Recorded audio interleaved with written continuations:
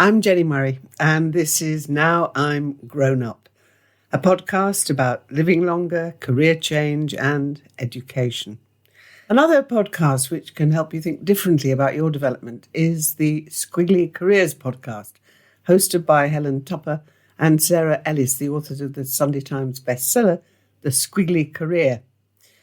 Their episodes are full of practical advice and tools you can put into action about your everyday career challenges.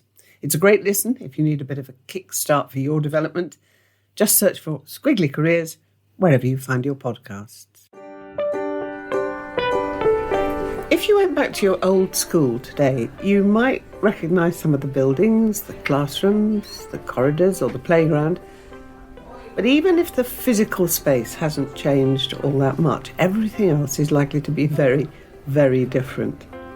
It's not just that there'd be a sea of new faces. If you peered inside the inner workings of your school, that would be different too. Instead of whiteboards and blackboards, there might be interactive smartboards, maybe even Google Teach.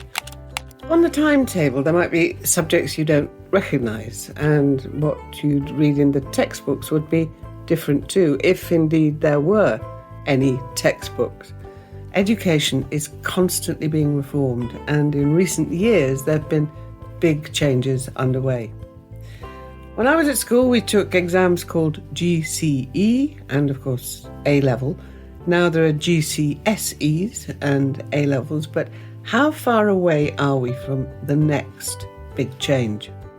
I'm Jenni Murray, and this is Now I'm Grown Up, a podcast about living longer, career change, and education.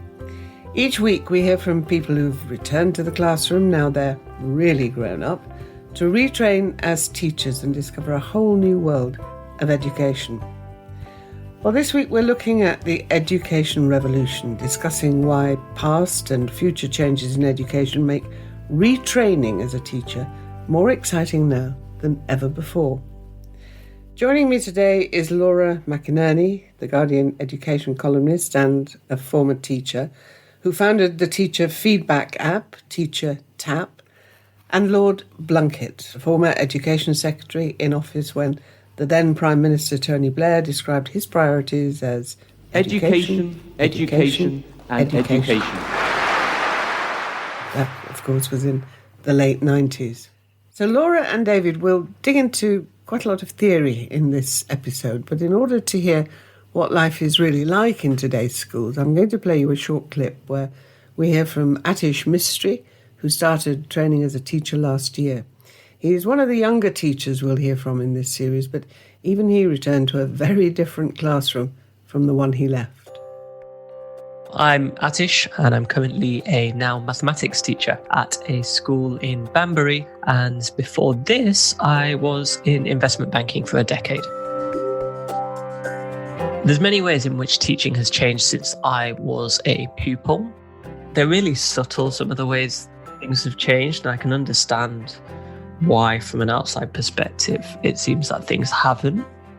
Because unless you spend a sustained amount of time in the classroom, everything can look the same. It's very easy to come in, watch one or two lessons and be like, oh my God, there's no revolution happening, there's no change happening. But technology is definitely one. I think the upskilling of teachers is another, and the way that they've dived into new ways of delivering the same content. And then the other things have changed is that teacher networks are so broad. I think if you were a teacher 20 years ago and you had an issue with the classroom, that was kind of coffee room chat, staff room chat. Whereas now I had an issue with behaviour management with my year 9s, for example, and I could just post something on Twitter and get 200 responses on how different teachers would respond to that situation. And so those kind of things have obviously had an impact for the teachers that are engaged enough to use those platforms. A lot has changed since my experience of being a pupil, but I think there's still huge scope for things to revolutionise further. I think two of the main ways in which we'll do that is, number one, by updating the curriculum based on feedback from different educational stakeholders, including parents and pupils themselves, on what they really want pupils to be spending their time on. And I think the key, and this is the second point, the key lever to doing that is really re-examining our relationship with standardized testing. And once those interlinked things change, then you open up all this time to really ask the question, what is education all about? And for me, that's when the real revolution begins, is not so much how we teach in the classrooms, but what we teach and why. David, what was your experience of school? Well, mine was pretty bad. It was bad because I was at a school for blind children and it was a residential school. So you have to take into account my prejudices against the kind of exclusion and, if you like, inequality that grew from not being in the mainstream. But I did have very thoughtful teachers who did their best from the age of 4 to teach me Braille, to teach me tactile means of doing maths. And I think the most important thing was to teach me resilience, because you had to survive. And that was about learning to ride a two-wheeler bike when you can't see. It was about roller skating and ending up in the children's hospital. It was about literally coping with life. And I think education at its best is about coping with life. It's preparing you for the ups and downs of adulthood and the way in which, particularly now, change is so rapid that we need to teach young people how to learn. What was your experience of school, Laura? So I was at school in the late 80s and then throughout the 1990s. And I was at what, when David was the education secretary, was sometimes called a bog standard comprehensive school. And I guess the 90s was a period of time in which most children by that point were in comprehensives, but we weren't really far enough away from the old grammar and secondary modern system to have truly grasped what it was to have every child in the country really getting a brilliant education that was traditional and academic, but also built in those life skills that David's just talked about. And I would say that, you know, when I started school, there was no national curriculum. By the time I left school, it was thoroughly embedded. When I started schools, there were no SATs, there were no tests within primary schools. By the time I left, and in fact, I was the first cohort that did SATs through schools, they were embedded. And so it was a real transition and flux period. And what that felt like through that period actually was things were getting better, but they needed to get better quicker. And then as a teacher in the 2000s, I saw that continued improvement carrying on.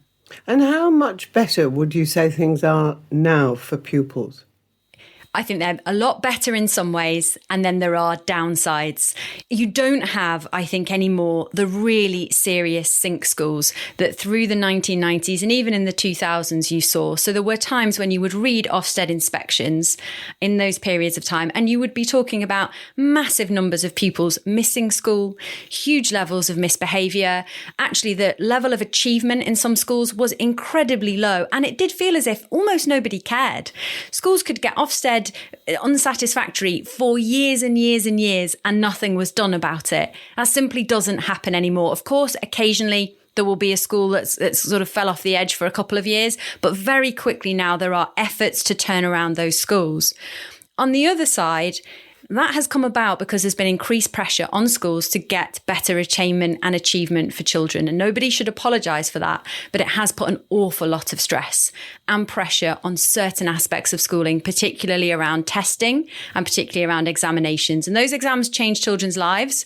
But I think possibly the experience as a student, as a young person in school now, is more stressed because of that and over-focused on certain parts of school rather than the broader curriculum. David, looking back on when you were Education Secretary, what are the positive changes that you think have happened since you were in that job?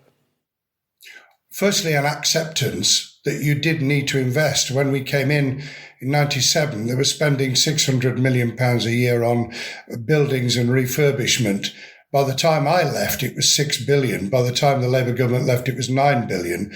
And whilst there's been some retention of that, which has been very welcome, it does need to be reflected in what we do going forward, because the conditions you work in the equipment that you have at your disposal makes an enormous difference to, firstly, how you feel, but also how the pupils feel about themselves and whether they feel respected. So that's a positive progress that's been hung on to. And I think that the emphasis, although I disagreed with many of the things that Michael Gove did when he was Education Secretary, the emphasis he continued to bring on raising standards, I think, is a legacy that I'm very proud of. And I think now we need to talk about how we're teaching, as well as the qualifications we're teaching for, because there's no doubt in my mind now that we've overdone it, that the EBAC, that the concentration on a very narrow curriculum is dangerous, because we live in a world where soft skills, the ability to communicate, to work as teams, all of that the employers say they want.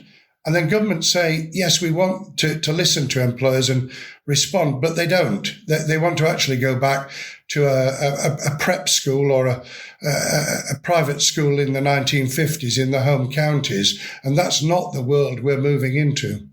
Laura, having reported on education as a journalist for 8 years now, how would you say the conversation about what's needed has changed over that time?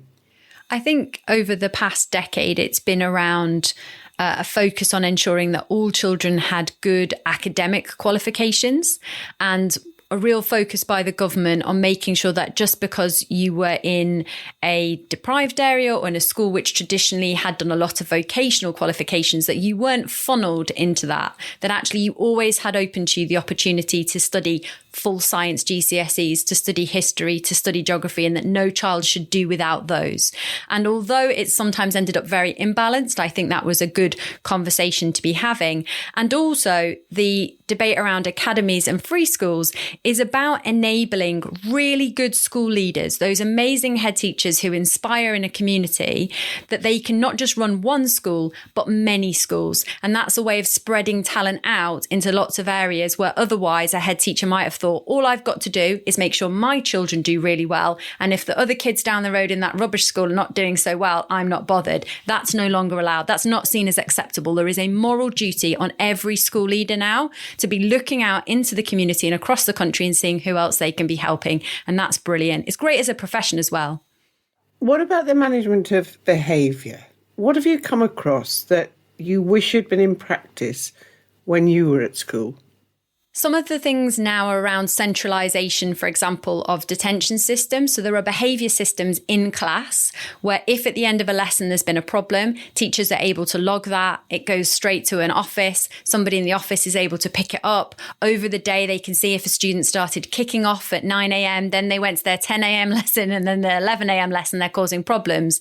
There are often systems in school where somebody can go, get that young person, work out what's going on for them, liaise with home. Technology enables that to happen much more easily. And I think that's a really positive thing because it gives a holistic view of the child.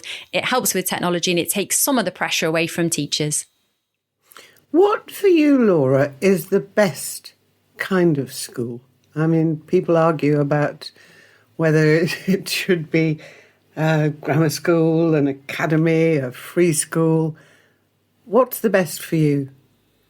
As David alluded to earlier, the structure of how the school is, so whether it's an academy or a free school or anything else, that can help with some of the bureaucratic aspects of schooling. And so actually one of the benefits of the new structure debate of academies is that you're more able to move teachers from one school to another school more easily than you were under the local authority system. So actually, if there are several schools in an academy trust, that's the group that oversees them, and one of the schools that's joined is struggling maybe with its maths department, and you've got an amazing maths teacher in another school, you're able to move them over to spend a term or a year with that school spreading their ideas. And it's one of the things when Atish talked there about the transformative power of networks, that's really useful in teaching to be able to get that spread.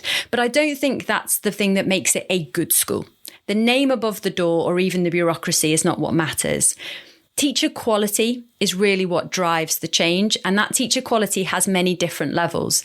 It's about how knowledgeable the teachers are, both of their subject and also of pedagogy. It's how empathic those teachers are. And I don't mean something sugary and sweet and feeling sorry for children. It's literally about the extent to which you care about those students. You can communicate that. And as David said, you have high aspirations for every single one of your students. And that's a huge difference, I would say, between the time when I was at school and now. There really shouldn't be, or very rarely do we see a school where there aren't a number of teachers in that school pulling for every child to do something brilliant in the future. But the opportunities for that, it's come back to David's point on lifelong learning, I think have been pulled away. So I also went to FE. I did night school. I also did Open University at times. Those opportunities are much more limited, I would say, than even 20 years ago. So we've sort of got schools much better. They're much more able to spread teachers around. They're much more able to use technology. The teachers are knowledgeable and getting ever more knowledgeable. There's this new thing called the Early Careers Framework, which gives every teacher for a few years when they start the right to more professional development. And that's incredible. But if all of that just points towards university and actually there aren't lots of different routes and opportunities for young people, then it's going to fall apart right at the very end, right when we send those children into the labour market or onto further education. And Jenny, I agree entirely with Laura. I think that good leadership, first-class leadership, but also inspirational teaching is absolutely crucial to success. And the youngsters themselves have got to feel that it's worth it, that there's going to be something after this that will carry them forward into wanting to continue to learn. Because, I believe that every day I learn something new. And when I don't, I'll be dead. So I think we've got to just inspire. And I do think that actually we have a cohort of teachers now that is absolutely tip-top. I think that over the years, over the last 25 years, we've inspired young and old to want to come into teaching. People who have had, as we've already illustrated with Atish, we've got people who have done something else and then decided, what I really want to do is to be valued for what I am and what I do, and to bring their experience back into the classroom and beyond the classroom, because the other thing that the pandemic's taught us is how inspirational we can be by linking online with face-to-face, linking the home with the school, widening it into the community. If we could get that as a theme and as an inspiration, then I think we're on a winner. And how, Laura, would you say pupils should be assessed in the future and disciplined? Blimey, on the assessment question, I think probably smarter people than me are already working on this. There is often a big divide between those who believe that exams are the fairest way, or certainly the most objective way, of ensuring that students can get grades. And of course, we saw last year when there aren't exams and you try and move to other systems, you can end up with huge unfairnesses, and even teacher assessment can have huge biases built into it. So I think to move away from exams entirely would be the wrong thing to do. But we can end up in a world where it's only exams, and that's the world we've ended up in. They're very, very high stakes. They all happen at the same time. And if you don't manage in 1 week at the age of 16 to be perfectly together in your life, then you're into problems. And I met a woman last year on the train, and I said to her, have you got children? You know, she had said about her children. And of course, I always talk to them about schools. What age are they? She said, I've got one doing GCSEs and one doing A-levels. I said, blimey, it must be a bit tense in your house. And she said, well, it could be worse. Their father died last year.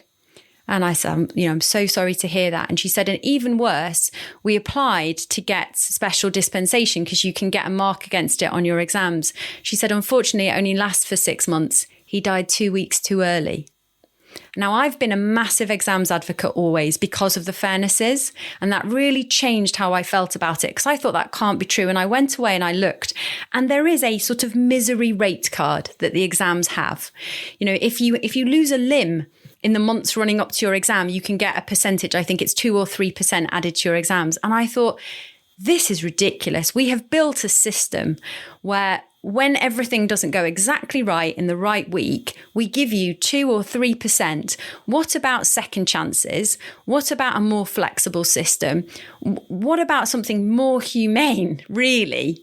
What have we become when that's the exam system? So I don't think where we are is right, but I wouldn't want to come away from it completely. David? I was just going to say it's a sensible mix, isn't it, that we need, that actually ensures that we test a range of skills. I mean, what I was tested in was my memory. I happened at the time to have a brilliant memory. It's not quite as it used to be, but that saw me through. I passed O-level physics. I knew nothing about physics, but I'd learned enough in the last 3 months of the year I was taking it to be able to pass. That's a ridiculous situation. That was pretty much the situation I was in. And I was in Barnsley in a girls' grammar school, and it was just learn, and churn it out on the day. And of course, we all did very well in that way. David, I think we can accept that we need more teachers and we need really good teachers. What we are talking about in our podcasts is the idea of older people having done a career, deciding they're going to do something different, and they decide to teach. In this technological world where so much seems to have changed, how easy do you reckon it would be for somebody in their 50s or 60s to take on the education system at the moment as a teacher? I think the challenge will be adapting to the way in which young people operate. I mean, if you've just had teenagers yourself, you're in a different ballgame, aren't you? You're learning about it. If you come in when your children are in their 20s or 30s, then you are actually learning new skills as well as teaching. You'll have the great experience of having been in the world of work. You'll know all about pressures in the world of work. You'll be able to cope with that. But the two things that really arise, and we've touched on them already, are discipline issues. You've got to like young people to teach. You've got to really warm to them rather than be afraid of them. And secondly, that business of learning the tech and being able to use it effectively. Now, in many jobs, you will have been expected to do so, and you won't have been expected to put it on one side. When I was Education and Employment Secretary, we spent £1 billion on buying tech, early tech for schools. What we didn't do was train the teachers in how to use it. How do you think, Laura, older people can easily step into teaching, having done another and possibly very different career? I mean, I think on the technology point, actually schools have kind of gone backwards on that and fell behind a lot of workplaces, actually. So although during David's time as Education Secretary, a lot of money went into technology, for the last 10 or 11 years, it hasn't. So it may well be that if you come from another industry, you'll get to school and be surprised at how untechnological it is. Recently, I run an app called Teacher Tap, which surveys teachers each day. And we were asking about pigeonholes. And actually, the majority of schools still have some kind of place where they put paper notes into trays. And thankfully, that's changed a little through the pandemic as people have started to move to online systems. But schools are not always as technological as you might think. So that will be a barrier for some, but not for everybody. I remember, David, when we've had discussions about these kind of things all those years ago, you were very keen about teaching citizenship and supporting families in education and in health. And I remember often thinking, good Lord, are we expecting too much of teachers? You know, they've got to do sex education, they've got to look after the children's welfare and their well-being. Do we expect too much, really? Very often we do, but that's because we don't recruit necessarily in the areas that we want to develop. I'm still trying to get the current administration to take on board the fact that teaching citizenship well actually does inspire youngsters in other areas of the curriculum. The National Foundation for Educational Research has proved, in my view, unequivocally, that actually if you inspire youngsters to know about the world, about their place in it, about their role as meaningful and involved and engaged adults, then they'll engage with other areas of the curriculum. Now, that battle's still to be won, but we need to actually teach teachers to be citizenship teachers. So you do need to be able to provide bursaries and widen the area in which young people or those returning with this massive life experience to teaching actually can see that they can make that contribution. David, what would be the most important reform that could take place in education now? I think actually a complete reassessment of the examination system. I've long believed that grade boundaries and what's called norm referencing that we saw thrown up by the algorithm is not the way to actually determine whether young people have done well. In the end, the examination system, which we do need, is actually to see, firstly, how pupils have fared, how they've done, but secondly, how the teaching in those particular institutions has actually been applied. So, let's go back to basics and say, what is it we're trying to test? What is it for? And what do we do with it when we've tested, rather than seeing it as a sausage machine? And then we can then adapt teaching to meet it. So how you teach, going back to Atish's point, which he sort of felt was a secondary point, would emerge as a really critical point, so that teachers would be inspired to be able to adapt to the pupils they've got in their classroom and be able to inspire them in turn to actually want to be engaged and to continue learning. So what for you, Laura, would be the most important reform that should take place now? I think the reason I struggle to answer this is because I actually think schools are so much further forward than where they were. And I think they're doing extraordinary things. The pandemic has shown it. But if anything, what it's shown is that they're doing too much. Last year, head teachers went from running schools to running schools, remote schools, food delivery, laptop delivery. Now they're running track and trace. And I actually think the biggest challenges in schools come from the pastoral challenges for children who are not getting the broader social services. And so most of my feeling is, if there's any political capacity, if there's any cash left, if there's any parliamentary time, if we could put that towards looking again at housing and homelessness, if we could look again at poverty and the universal credit, those are causing such damaging issues. Policing and the lack of joined up thinking around gangs, for example, those are causing such big issues in schools that when you're a teacher and you teach, for example, in a secondary school, 300 or 400 children per week, and you can see that one of your children is really going downhill because their parents have lost their job, they've lost their home, they're now being shunted around from pillar to post because there isn't proper housing, you aren't able to do anything other than ensure that that child turns up and does their work, and you try so hard to get them their qualifications, but you're really relying on other people in the system to be able to do their part well. And I think those parts of the system haven't been looked after and haven't had the improvements that schools have had over the last 20 to 30 years, and certainly over the last 10 years. So I would put it all back to those areas. And that's why a holistic approach, a government-wide approach, is so crucial. It takes a village, don't they say, to grow a child. It takes a whole government commitment to provide an adequate education system. Thank you both so much for being with us today. Thank you. Thank you. Do follow this show and catch us next time, when we'll be asking one of the biggest questions of our time. What are schools really for? And it's so nice to have you doing this, Jenny. I have to say, without being flattering, it's... you see, old talent is still talent. Did you just call me old talent, you cheeky old monkey? And it's nice to have done it with Laura as well, so that's very good. Now I'm Grown Up is brought to you by Now Teach, a charity which inspires talented people to bring their experience into the classroom. If you feel like a change and want to use your existing skills in exciting new ways, head to nowteach.org.uk. Or, if you know someone who you think would be an amazing teacher, send them this podcast. Maybe it'll be just the push they need.